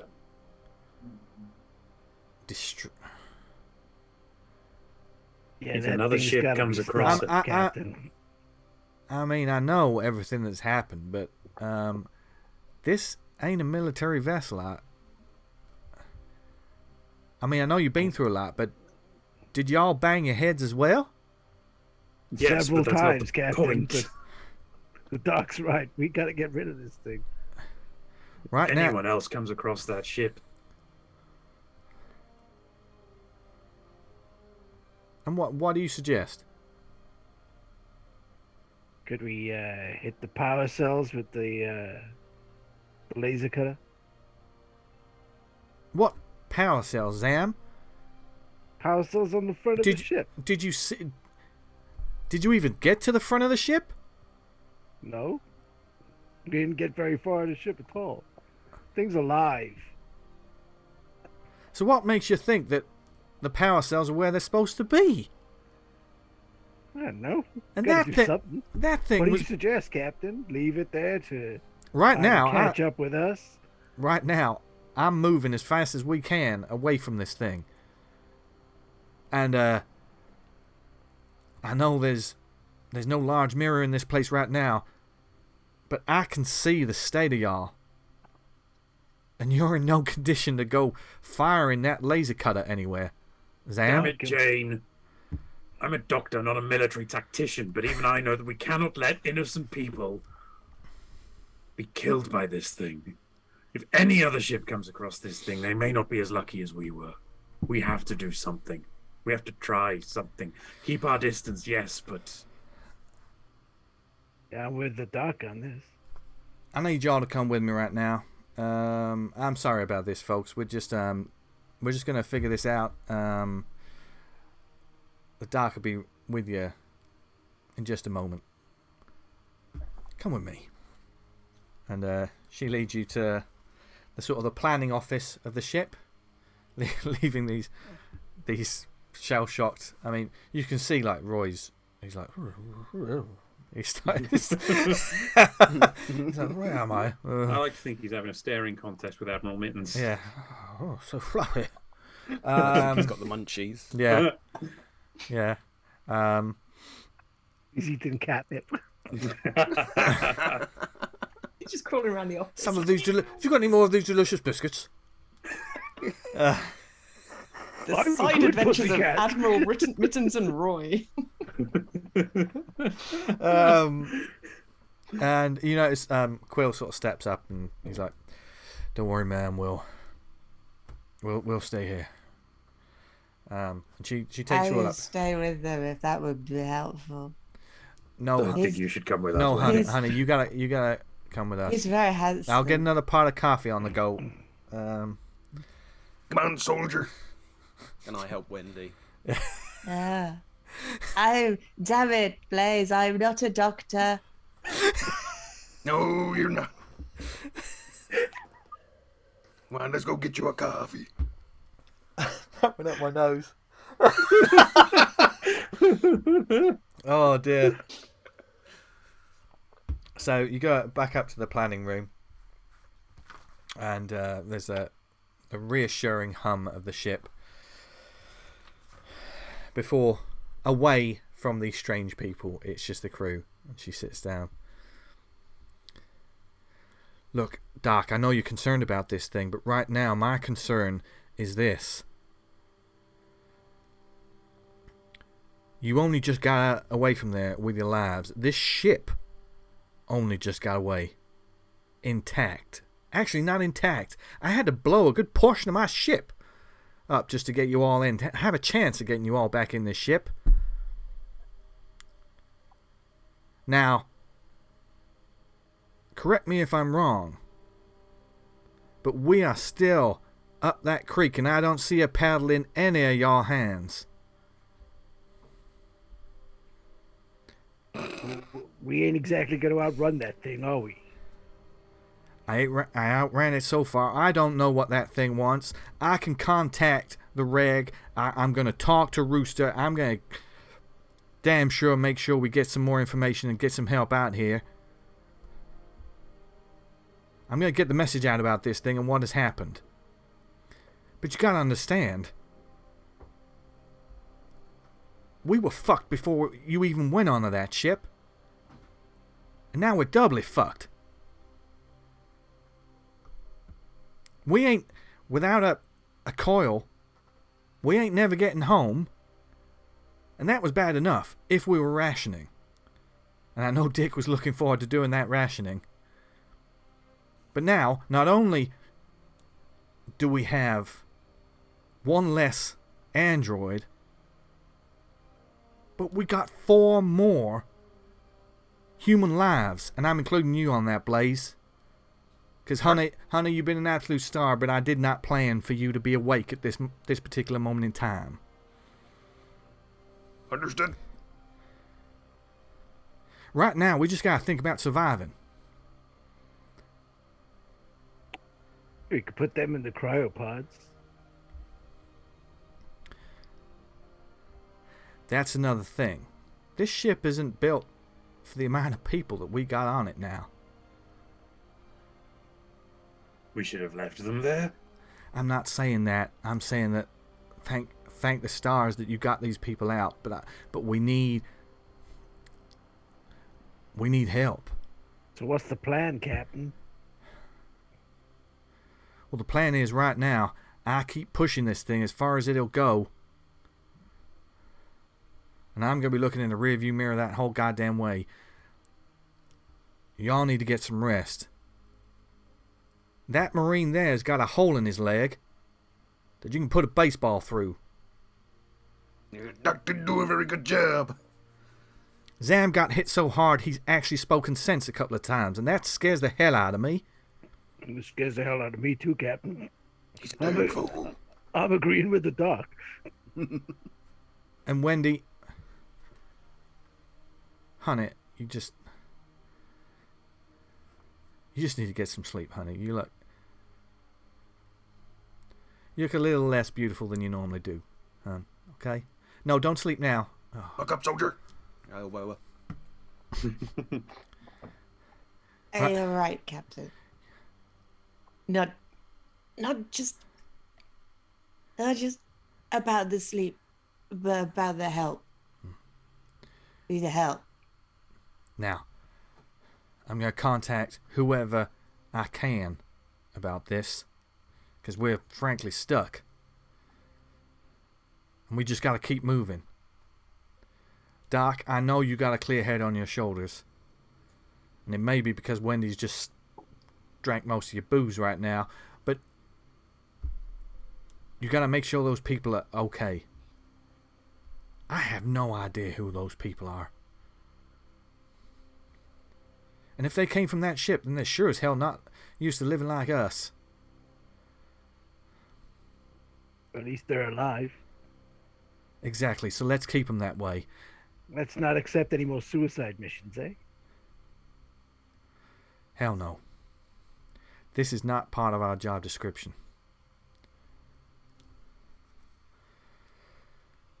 Get some rest. Doc, just do what you do. We'll pick this up in the morning. I'm going to have a sleepless night as it is, because I'm going to be doing several things at once. I'm sorry, y'all. I had no idea this was going to be like this. I never would have said yes. But we can only deal with what we got in front of us. I want to know where those orders came from. As do I. But for now, let's deal with the here and now. You get healing, and I'll keep pushing this baby as fast as I can while she can take it. Wendy, do you want a coffee?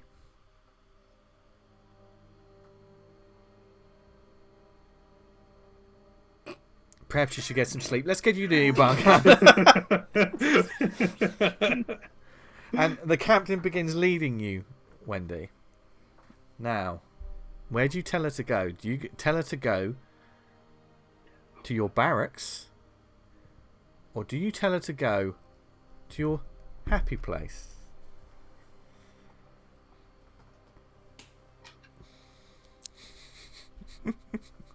Jesus, hold the wheel. Happy place.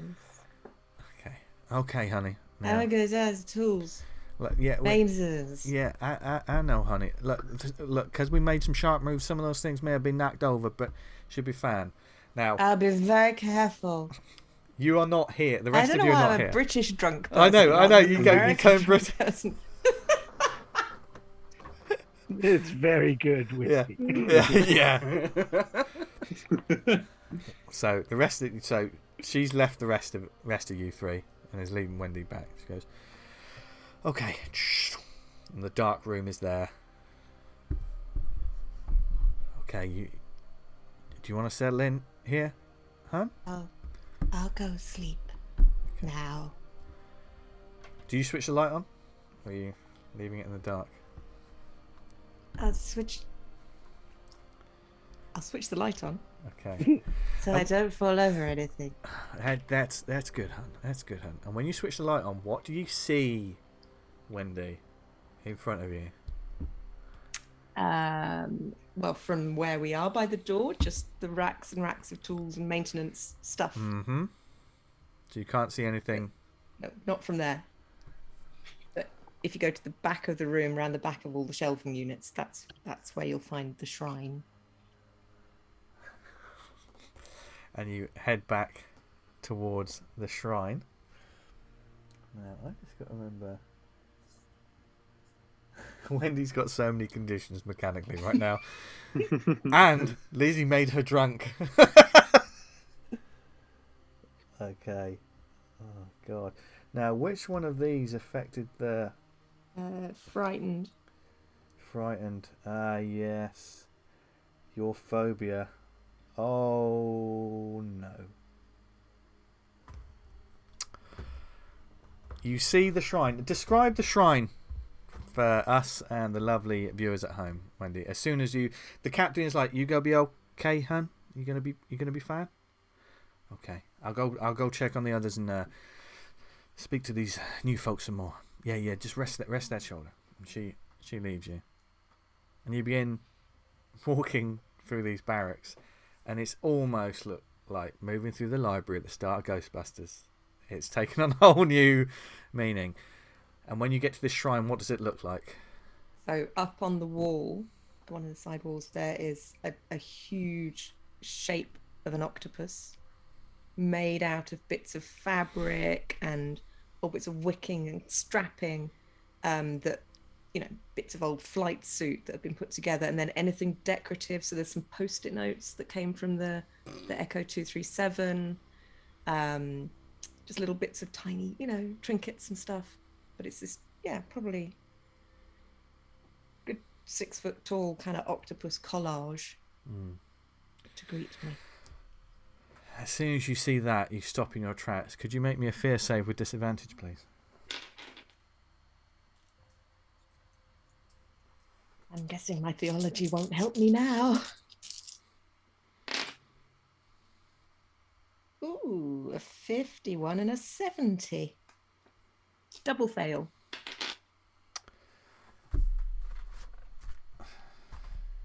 You immediately gain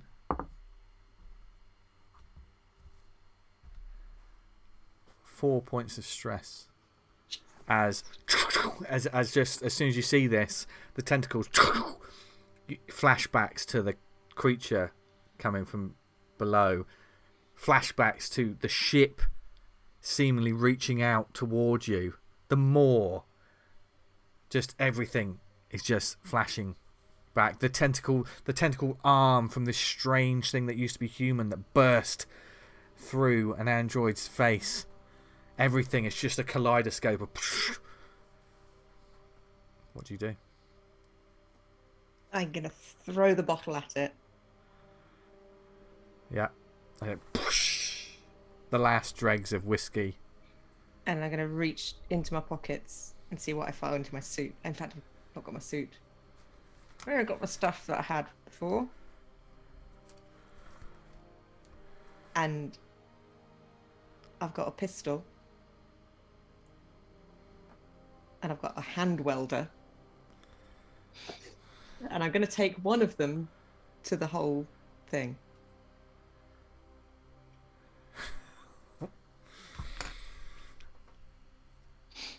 Which one are you going to take, Wendy? I don't know. How shall we choose? Do you want to choose? I mean, the dice are obviously going to choose. The dice are going to choose. Let's say... Roll a D... Let's make it a percentage as well. Roll a D100. 50 and above, you're torching it.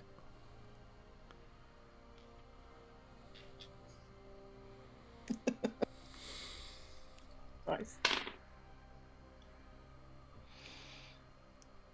47. Oh, fuck. It is an internal wall. I shall stress that this is the wall between... It's a solid... Yeah. This is a pistol as well. Between armoury and yeah. the engine room. Yeah. Not This the outer wall to space. This is... Yeah. This isn't a laser cutter doing this. This is a pistol. This isn't a shotgun doing this. This is a pistol. You know, this isn't a pulse rifle. So, basically, Wendy pulls both out. On a spiritual point breaking it. Yeah. Yeah. And it is just dropping it, and you just fire. What are you aiming? Because this whole thing it's almost like slightly 3D. It's not just painted and stuff. It's like a collage. Kind of fabric kind of collage built out, and it's got 3 hearts across the middle. So I'm aiming 1 shot for each heart. I've got 4 in this pistol. So 1 shot for each heart and 1 straight through the eyes, between the eyes. Just make a combat check. Just make a combat roll. This won't incur stress because you had 4 from the reaction. If you succeed, then you hit 1, every single one. 13.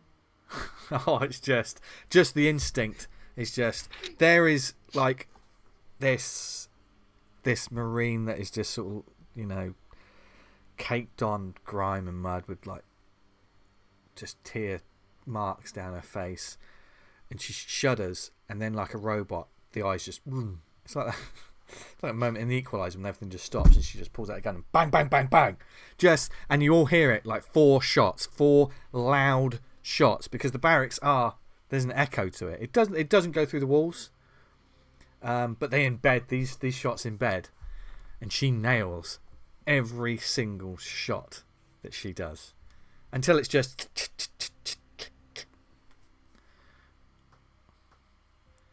And then I might pass out. And we all hear that. You all hear. Everyone hears the gunfire. So it's like, what the God?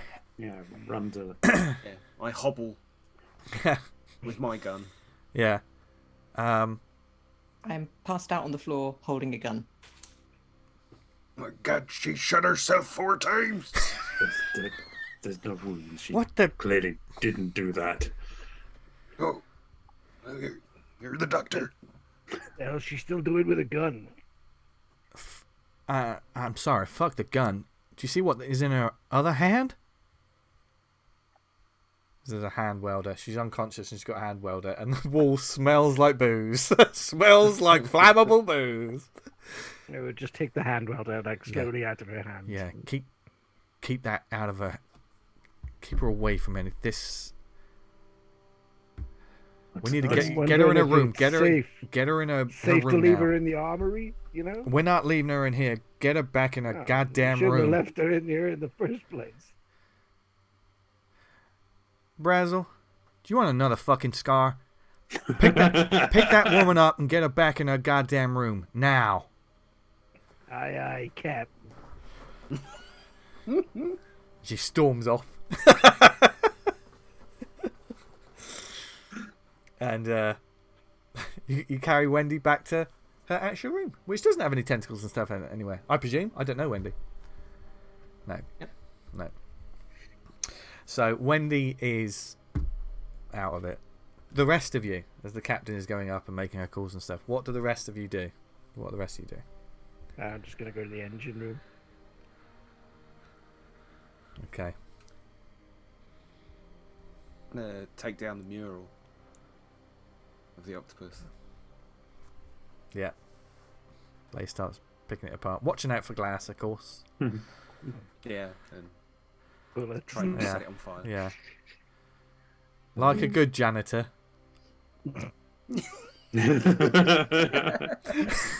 Just picture the doc handing me a mop and I head back to the med bay to make sure the other 3 patients are okay. Yeah, and when you get back there, certainly they are freaked out again. They heard gunfire. They've come onto a strange ship, and all of a sudden they hear gunfire and panicked voices. And Sarah's like, "What's going on?" Everything's fine. Everything is fine. Just we're all going through something at the moment.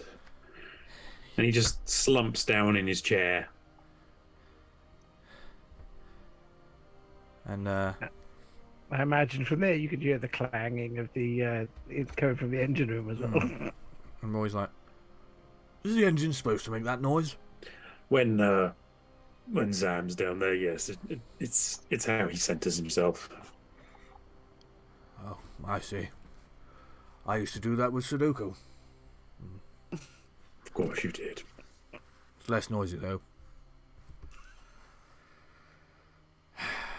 Okay, Mr. Zetterling, let's is there Dr. Forrest, wasn't it? You can see that this guy's towering over you. Yeah. He's a good 6'5", 6'6". This doc. Whereas Roy's like 5'2". Yeah. I guess we're just gonna have to bunk up for now. Just you'll have to spend tonight here. I'm afraid this is the only place where we got free beds tonight. That's fine. Whatever you can spare. Thank you for what it's worth. For what it's worth, you're welcome. Okay. Should we just? I mean, I don't know where we are on this ship. Do you want to? Do we just pick a room? And Doc, you have 3 people that have to stay on this ship, and they've just been left in medbay. Yeah. I'd just suggest you stay here for now, and we'll get through tonight, and then we can speak to the captain about settling you elsewhere on the ship for now. Understood. And after talking to you, they bring out some blankets, and they just try and... You notice Roy sort of occasionally looking up at that cupboard where the captain got the booze out of. His eyes occasionally just dart over to your booze cupboard. But he says nothing. Padlock on it. And are you going back to your... are you finding a different place? Because the med bay is not necessarily a place that's made for living arrangements. They can bunk up. They can find somewhere. Do you know what I mean? They can find a cozy corner, or there. I'm just going to sit down behind my desk and I'm going to speak to Darcy. Okay, is it? Hello, Mr. Forrest. How can I be of help? Darcy, how much information do you have about the Icarus? We have the data pack that I gave to you. We were not given much else other than that. A lot of its details are classified. No schematics or anything like that? Apart from the floor plans, it would seem that most of the internals and the hyperdrive itself were classified and could not be accessed. Classified by who? And there's a small pause here.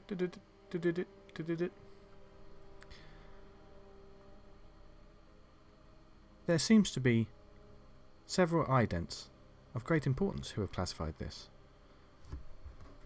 One of which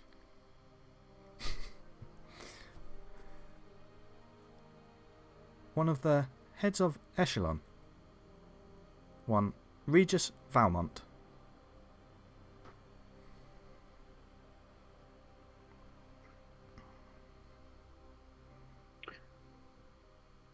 Is that a name I know?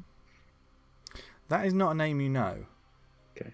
But, Darcy goes on, it would seem that Regis was an executive that worked alongside someone who was aboard the Icarus. I need to get the passenger manifest. That's his name. Was...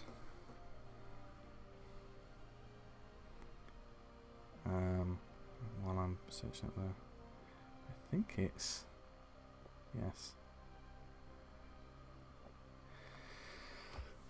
And while I'm pausing and trying to find out the information, Darcy's obviously giving you lots of schematics and details, but nothing really that you didn't already know. Yeah. However, one of the guests was an Echelon VIP, one of the heads of Echelon, and his name is Darwin Buchanan. That is a name you do recognise. You know a lot of. You don't know him, but you know he was a big wig. Echelon, in this universe, they run everything. They have their fingers in all different sort of corporations and pies, and you know. And he was one of the high table of Echelon. And according to the manifest, Darwin Buchanan was aboard that ship.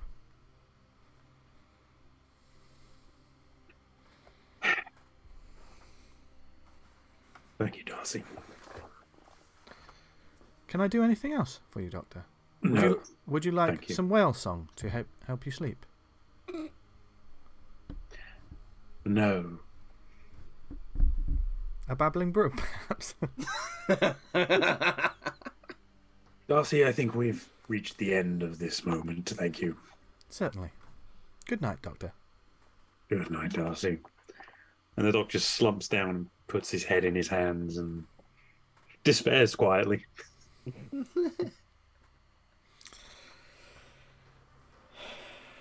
And as the low hum of the ship, everyone begins to nod off.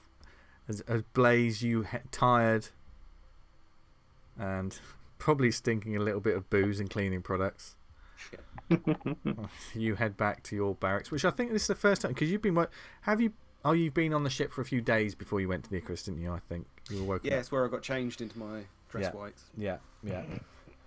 Your dress whites, which are essentially ruined as you head back. How do you feel about that? Disappointed. Now I'm thinking, is there any cleaning product? I'm thinking Dick would know how to clean this.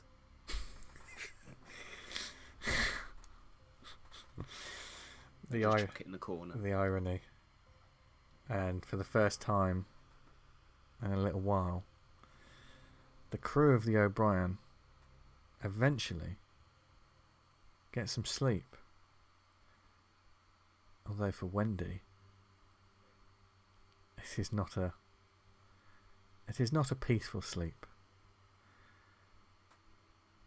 You wake up, you open your eyes, Wendy, and everything is dark. It's like you're in a room of complete pitch black, and you go to move, and you hear the sound of water, like you're walking in ankle deep water.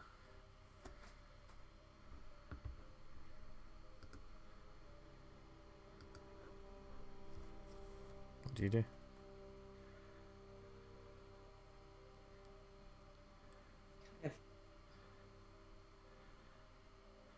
Slightly put my arms out to see if I can find a wall.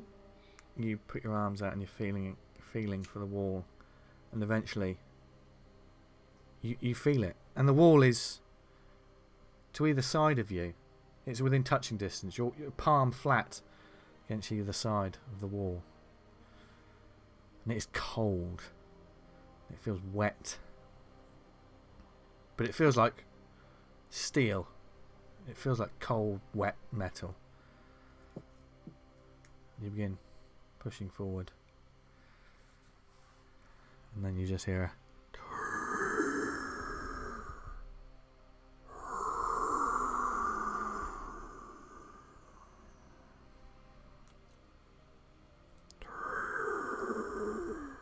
What are you doing? Possibly adding to the pool of ankle deep water.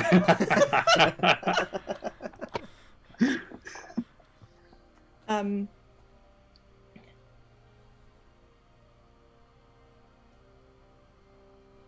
gonna try and meditate in my dream. Okay. And try and find the thing that I would normally hook onto to give me calm. Which would be? My octopus god, who I've just destroyed, but I've forgotten because I was asleep, because I was drunk. Yeah. And you're trying to hold on, and you feel like your hands give a little in the walls, and then it doesn't. As you're concentrating on your octopus god and the calming movement of the tentacles and the squid-like creatures underwater, and you find it, but then your hands give a little, and it's no longer like it's on steel. It's like you're literally pressed It's like you've just put your hands on 2 octopuses on either side. But they push inwards before your hands disappear into the sides of the walls. And it's cold. So unbelievably cold. But then you begin to feel something on your forearms. On your bare forearms. It is the movement of slick, sticky tentacles slowly climbing and wrapping around your arms.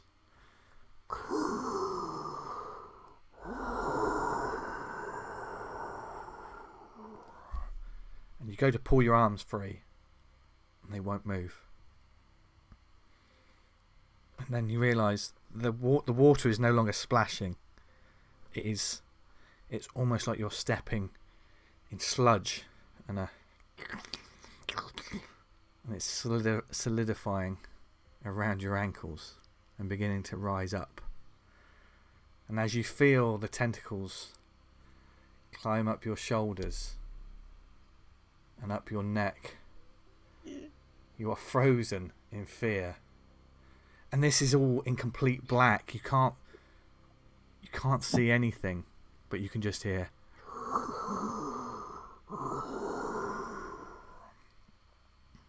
And then the tentacles go into your ears. And they climb over your face. And go up your nose. And you can feel them dancing around your eyes. Make a fear save. With disadvantage.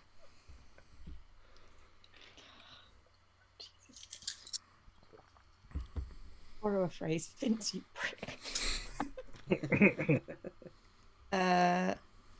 Disadvantage. Mm-hmm. So that will be a fail with a 60. There's no stress on this. You're in a dream, so yeah. But it was a fail. And the fear kicks in and you go to scream. And when you scream, the tentacles begin entering your mouth. And it's at that point when you feel there's more sort of strange appendages rising up over your... It's over your knees, then over your thighs, and you can feel everything. All of a sudden you are no longer in a corridor. You are surrounded by something organic. But it's strange. At the same time, you can feel there's a vibration to it as it begins to completely encapsulate you, like the hum you get from a computer, like that sort of that strange vibration of something. You can hear that in the background. And as you are completely covered and wrapped, you just hear. It's like a radio transmission that's breaking up. And just before you feel this thing, once it's there, it begins to pull outwards. And you feel your body ready to completely give in. And you just hear...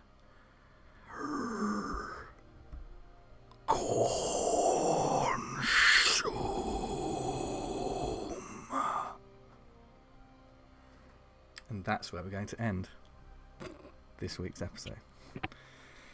Is Wendy going to wake up? Well, the viewers will have to find out next time.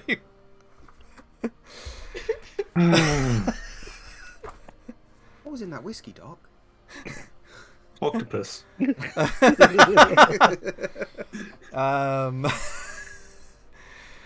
Well, we're back at it, and the players, they managed to get off, but things are very tense. The stress is very high.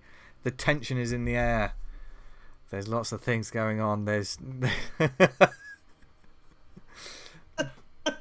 but the players honestly thought they weren't. I mean, Jim thought ZAM was a goner before he even started. I think we all thought ZAM was a goner. Yeah.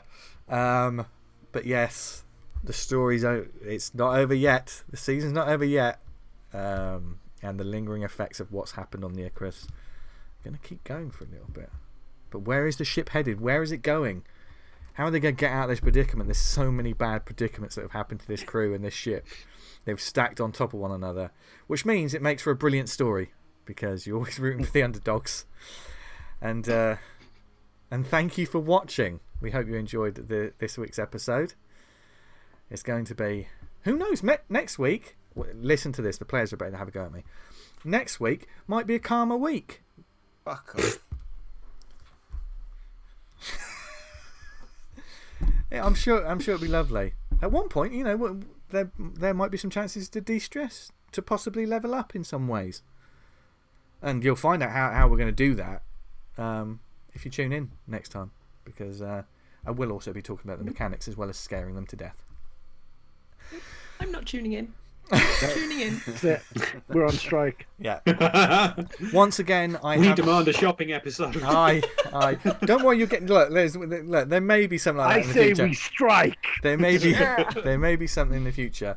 But once again, I like to thank and apologise my players for what I did this evening. As always, you're amazing, and the characters are developing even more. I can't wait to see where it goes.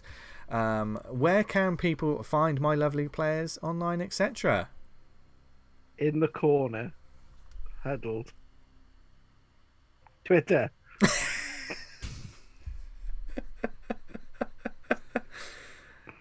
At JimBob1978.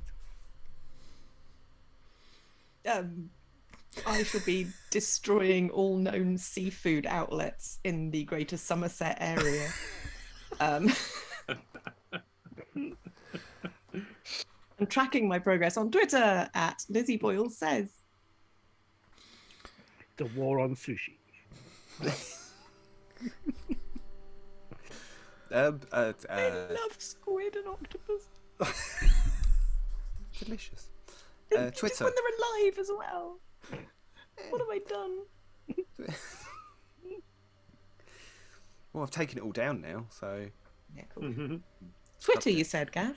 Twitter at Bob Goblin. BOBGOBLYNN. Twitter at PJ Montgomery. I'm on some podcasts. I talk about them on Twitter. Find them. I'm hiding. I tell you what. Like, the end of these episodes are becoming hugely entertaining for me because I mean, if they're I really stun them into they don't know what to say. I feel as if I've done something right as a GM and warden. But of course, once we finish this video, I'm literally going to talk to them one-on-one like a real person and make sure they're all right. And we're all going to tell you to fuck off.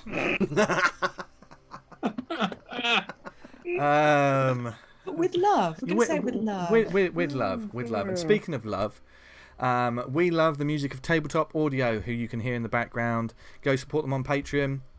There's loads of like 10-minute sort of ambience and stuff that you can get for your games, etc. at home. Tim at Tabletops are brilliant, and he's got loads of stuff as well as fantasy as well as sci-fi. There's loads to choose from. You might hear some new ones upcoming. ELIOT Red, the marvelous ELIOT Red, does a brilliant safe space theme. We love it, and I never get bored of that theme tune or the intro credit sequence, which was done by our lad Gav. Where is he? There he is. I'm here somewhere. he's in a room. He's there. Oh, it's all mirrored. Anyway, but yes, follow. Well-called machine. Yeah, the Wombats. Wom. Follow me on social media at Jester Diablo, and follow Safe Space at Safe Space RPG. I'm probably going to start an Instagram soon. That's what all the cool kids are doing. Ooh. Like and subscribe. Yay. TikTok. Yay! I'm not. Well, I can't do things like that. What about our MySpace profile? Oh yeah. Because that didn't implode like a dying sun, did it? It's still there, I think. Is it? We should ask Tom. Enough about MySpace. More, yeah, he's friends with all of us. This is Safe Space, and we thank you for watching. Tune in next week when we see where this goes. And as always, I'm a pro. As always, wherever you are in the world, we hope you're happy, healthy, doing well. Hope you don't have nightmares, and just stay safe out there. Bye, everyone. Bye. Right, now you can have a go. You prick. Yeah. Wanker. What's wrong with you?